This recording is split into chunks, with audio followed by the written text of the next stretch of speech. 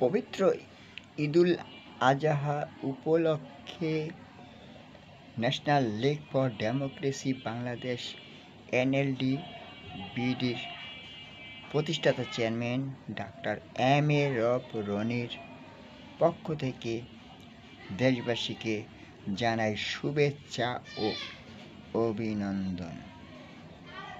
Eid Mobarak, Eid Mobarak, Eid Mobarak.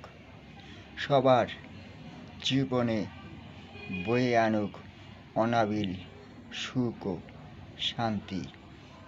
Eid Mobarak.